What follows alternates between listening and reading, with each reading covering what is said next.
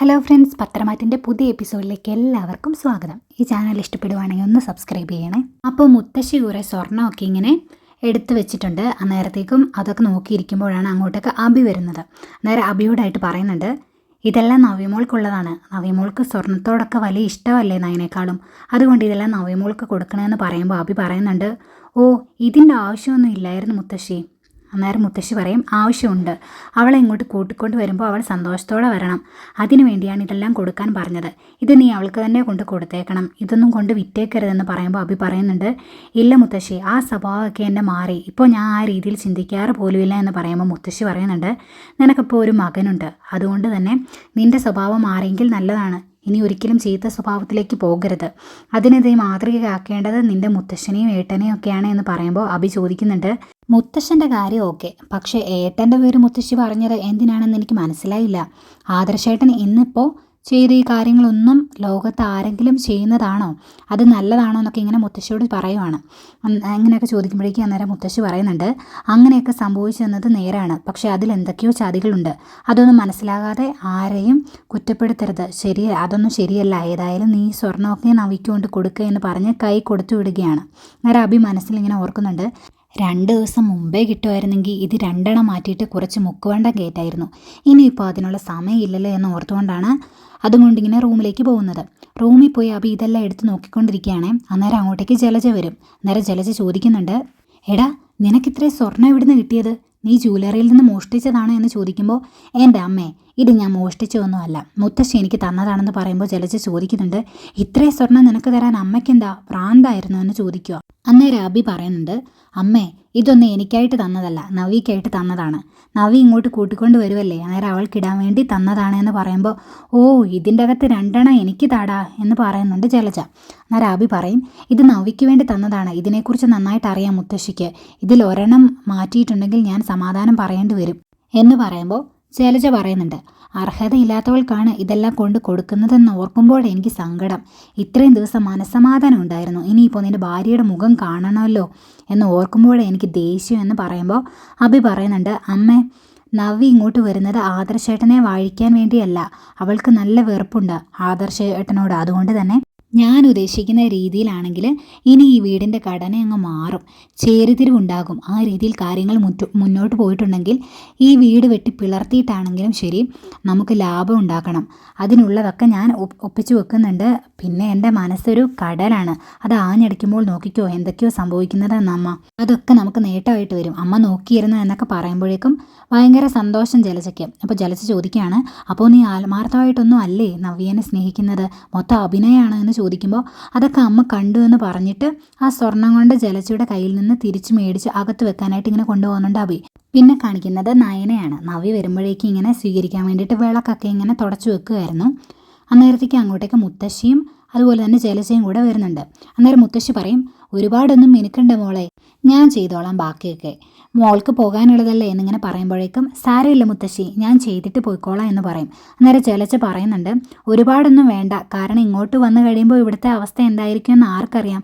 നിൻ്റെ അച്ഛനും അമ്മയ്ക്കും ഇങ്ങോട്ട് വന്ന് ഏതവസ്ഥയിലാണ് തിരിച്ചു പോകുന്നതെന്ന് അറിയില്ലല്ലോ എന്നിങ്ങനെ പറയുവാണേ.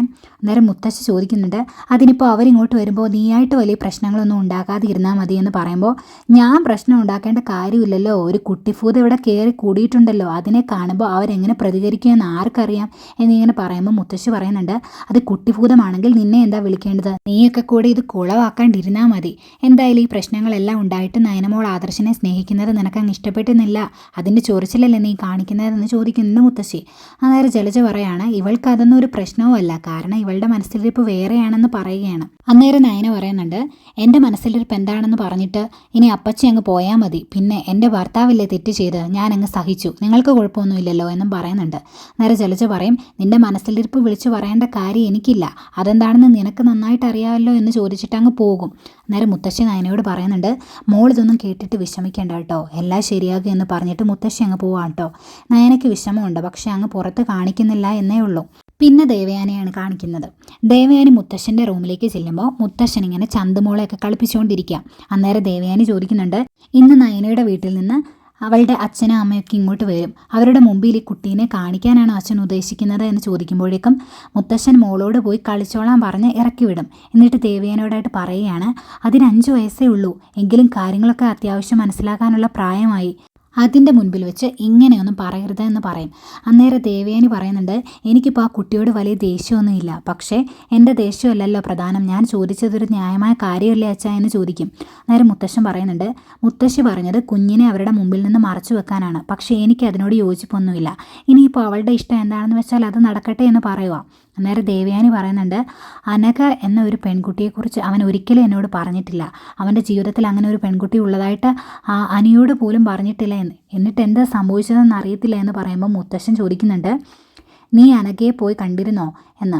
നേരത്തേക്കും പറയും, ദേവയാനി ചോദിക്കും, ഞാൻ എന്തിനാ ആ കുട്ടിയെ കാണാൻ പോകുന്നത്, അതിൻ്റെ ആവശ്യം എനിക്കില്ല എന്ന് പറയുമ്പോൾ മുത്തശ്ശൻ പറയുന്നുണ്ട്, അവളെ നീ ഒന്ന് പോയി കാണണം, എങ്കിൽ നിനക്ക് കാര്യങ്ങൾ കുറച്ചുകൂടെ വ്യക്തമാക്കും. അവൾക്ക് വലിയൊരു അസുഖം ഉണ്ടായിരുന്നു, അവൾ മരിച്ചുവെന്ന് ഡോക്ടർമാർ വിധി എഴുതിയിരുന്നതാണ്. അവിടെ നിന്നാണ് ഈ ഒരു അവസ്ഥയിലേക്ക് അവൾ തിരിച്ചു വന്നത്. ഇനി ഒരിക്കലും അവൾ ആ പഴയ നിലയിലേക്ക് ആകില്ല എന്നാണ് ഡോക്ടർമാർ പറഞ്ഞത്. എങ്കിലും അവരൊന്ന് ശ്രമിക്കുന്നുണ്ട്. ഇപ്പോൾ ലോകത്ത് കിട്ടാവുന്ന ഏറ്റവും നല്ല ബെസ്റ്റ് ട്രീറ്റ്മെൻറ്റ് അവർക്ക് കൊടുക്കുന്നുണ്ട്. അവളുടെ വാ തുറന്ന് അവൾക്ക് സത്യങ്ങളൊന്നും വിളിച്ചു പറയാൻ പറ്റില്ലല്ലോ, മനസ്സിൽ കാണും പിന്നെ ആകെ ആശ്വാസം ചിരിക്കുന്ന ചന്തുമോളുടെ മുഖം കാണുന്നതായിരിക്കും. അതെങ്കിലും നമ്മൾ അവൾക്ക് തിരിച്ചു കൊടുക്കണ്ടേ എന്നൊക്കെ ഇങ്ങനെ പറയുക കേട്ടോ. എന്നിട്ട് മുത്തശ്ശൻ പറയുന്നുണ്ട്, ആദർശ തെറ്റ് ചെയ്തിട്ടില്ല എന്നെനിക്ക് പൂർണ്ണ ബോധ്യമുള്ളതുകൊണ്ടാണ് ആ കുഞ്ഞിനെയും കൂട്ടി ഞാൻ ഇങ്ങോട്ട് വന്നത്. ആദർശിനെ തള്ളി പറയാതെ അവനെ ചേർത്ത് നിർത്തിയേക്കുന്നതും ഒരു കുട്ടിയെ മനസ്സിലാക്കാൻ സാധിക്കുന്ന അവൻ്റെ അമ്മയ്ക്കാണ് എന്ന് എല്ലാവരും പറയും. പക്ഷേ നിനക്ക് നിൻ്റെ മകനെ മനസ്സിലാക്കാൻ സാധിച്ചിട്ടില്ല. അവൻ തെറ്റ് ചെയ്തിട്ടില്ല എന്ന് നയനമോൾ പോലും വിശ്വസിക്കുന്നു, അവനെ ചേർത്ത് പിടിക്കുന്നു, എന്നിട്ടും നിനക്കതിന് സാധിക്കുന്നില്ല. അതെന്താ ദേവയാനി എന്ന് ചോദിക്കും. നേരെ ദേവയാനി ചോദിക്കുന്നുണ്ട്, ആദർശല്ല തെറ്റ് ചെയ്തതെങ്കിൽ പിന്നെന്താ അച്ഛാ സംഭവിച്ചത് എന്ന് ചോദിക്കുമ്പോൾ മുത്തശ്ശൻ പറയുന്നുണ്ട്, ഇതൊരു ശാന്തമായ തറവാടാണ്, ഇതിൽ കലഹം ഉണ്ടാക്കാൻ ഒരു കുറുക്കൻ വിചാരിച്ചാൽ സാധിക്കും. പക്ഷെ അങ്ങനെ ഒരു കലഹം ഉണ്ടാകാതിരിക്കാൻ വേണ്ടി പക്വതയുള്ള നിന്നെപ്പോലുള്ള മരുമക്കൾക്ക് സാധിക്കും, അത് നീ ചെയ്യണം എന്നൊക്കെ പറയുക കേട്ടോ. നേരത്തേക്കും ദേവയാനി സങ്കടമായിട്ട് ഇങ്ങനെ ദേവയാനി പറയുന്നുണ്ട്, ഇതൊക്കെ ജലജയും ജാനകിയും ഒക്കെ വിശ്വസിച്ചിട്ടുണ്ട്, അതുകൊണ്ട് തന്നെ ആദർശിനെയും എന്നെയൊക്കെ അവർ ഒരുപാട് താറടിച്ച് സംസാരിക്കുന്നുണ്ട്. അതുപോലെ ഈ കാര്യങ്ങളൊക്കെ അഭി പറഞ്ഞത് നവിക്കും അറിയാം എന്നാണ് ഞാൻ അറിഞ്ഞത്. നവിക്ക് ഭയങ്കര വെറുപ്പാണ് ഇപ്പോൾ ആദർശിനോട്. ഇതെല്ലാം കൂടി ആകുമ്പോൾ എന്താവുമെന്ന് എനിക്ക് അറിയത്തില്ല. ഇനിയിപ്പോൾ ഈ വിവരങ്ങളൊക്കെ അവിടെയുള്ള അച്ഛനും അമ്മയും അറിയുമ്പോൾ അവരും വെറുപ്പോടെയല്ലേ ആദർശിനെ കാണുള്ളൂ എന്നൊക്കെ ഇങ്ങനെ ചോദിക്കും കേട്ടോ. അന്നേരം മുത്തശ്ശൻ പറയുന്നുണ്ട്, അവർ ചെയ്യുന്നതൊക്കെ ചെയ്യട്ടെ, ആദർശ് തെറ്റ് ചെയ്തിട്ടില്ല എന്ന് നമുക്കറിയാം, പിന്നെ സത്യം ഏതായാലും ഒരിക്കൽ തെളിയും എന്നൊക്കെ പറഞ്ഞ് മുത്തശ്ശനെ ആശ്വസിപ്പിക്കുന്നുണ്ട്. അത് കഴിഞ്ഞ് ദേവയാനി അങ്ങ് പോവുകയാണേ. അത് കഴിഞ്ഞ് പിന്നെ കാണിക്കുന്നത് നമ്മുടെ കനകയാണ്. കനക കുഞ്ഞിനെ ഇങ്ങനെ കളിപ്പിച്ചുകൊണ്ടിരിക്കും. അപ്പോൾ കുഞ്ഞിന്ന് പോവുകയാണല്ലോ എന്നിങ്ങനെ ഓർക്കുമ്പോഴൊക്കെ ആകെ വിഷമമാണ്. അന്നേരം നവ്യ പറയുന്നുണ്ട്, അമ്മ അങ്ങനെ വിഷമിക്കുമൊന്നും വേണ്ട, അമ്മയ്ക്ക് എപ്പോൾ വേണമെങ്കിലും അങ്ങോട്ട് വരാം, അതുപോലെ വീഡിയോ കോൾ കാണാമല്ലോ, എന്ത് വേണമെങ്കിലും ചെയ്യാമല്ലോ. പിന്നെ എനിക്കിപ്പോൾ ഒരു സങ്കടമുള്ളത് നമ്മുടെ ഈ സന്തോഷമൊക്കെ തീരാൻ ഒരുപാട് സമയമൊന്നും വേണ്ടല്ലോ എന്ന് ഓർത്തിട്ടാണ് എന്ന് പറയും. അന്നേരം കനക ചോദിക്കും, അതെന്താ മോളെ നീ ഇപ്പം അങ്ങനെയൊക്കെ ഇങ്ങനെ സംസാരിക്കുന്നത് എന്ന് ചോദിക്കുമ്പോൾ നവ്യ പറയുന്നുണ്ട്, എൻ്റെ മനസ്സിലെ ഓരോ കാര്യങ്ങൾ ഞാൻ പറഞ്ഞെന്നേ ഉള്ളൂ. ഇപ്പോൾ അഭിയേക്കാൾ ഇങ്ങനെ മോശമായി പെരുമാറുകയും പ്രവർത്തിക്കുകയും ഒക്കെ ചെയ്യുന്നത് ആദർശേട്ടനാണെന്ന് എനിക്ക് തോന്നുന്നത് എന്ന് പറയും. നേരെ കാര്യം ചോദിക്കുക, അതെന്താ മോളെ നീ ഇപ്പോൾ ഇങ്ങനെ സംസാരിക്കുന്നത്, ഇടയ്ക്കിടയ്ക്ക് ആദർശിനെ വിമർശിക്കുന്നുണ്ടല്ലോ നീ, അവനോട് എന്ത് വെറുപ്പുണ്ട്, എന്താ സംഭവം, ആദർശിനെ കുറിച്ച് നയന എന്തെങ്കിലും നിന്നോട് പറഞ്ഞോ എന്ന് ചോദിക്കുമ്പോഴത്തേക്കും, ഓ അവളൊന്നും പറയില്ല, അവളെപ്പോലെ സഹനശക്തിയുള്ള ഒരു പെണ്ണിനെ ഞാൻ കണ്ടിട്ടില്ല, സഹനശക്തി കുഴപ്പമൊന്നുമില്ല, പക്ഷെ ഇതുപോലെ ഒരാളെ സപ്പോർട്ട് ചെയ്യേണ്ട ആവശ്യമൊന്നുമില്ല, തെറ്റ് കണ്ടാൽ പ്രതികരിക്കണം, അവൾക്കതൊന്നും കഴിയില്ല, അവൾ ഹൃദയം കൊണ്ടാണ് എല്ലാവരെയും സ്നേഹിക്കുന്നത്, അതുകൊണ്ട് ആരെയും തള്ളിക്കളയാൻ അവൾക്ക് സാധിക്കില്ല, പക്ഷെ എന്നെക്കൊണ്ട് അതൊന്നും പറ്റില്ല എന്നൊക്കെ പറയുക. അന്നേരം കനക ചോദിക്കുന്നുണ്ട്, എന്താ മോളെ എന്തെങ്കിലും ഉണ്ടെങ്കിൽ അമ്മയോട് എന്ന് പറയുമ്പോൾ നവ്യ പറയുന്നുണ്ട്, ഏതായാലും നമ്മളിന്ന് അങ്ങോട്ട് പോവല്ലേ, എന്തെങ്കിലും അറിയാനുണ്ടെങ്കിൽ അന്നേരം അമ്മ അറിഞ്ഞാൽ മതി, ഇപ്പോൾ തന്നെ അവരെല്ലാവരും വരും, അമ്മ അങ്ങോട്ട് ചെല്ലേ എന്ന് പറഞ്ഞ് കനകേനെ ഇങ്ങനെ ഫ്രണ്ടിലോട്ട് പറഞ്ഞു വിടുവാണ് നവ്യ.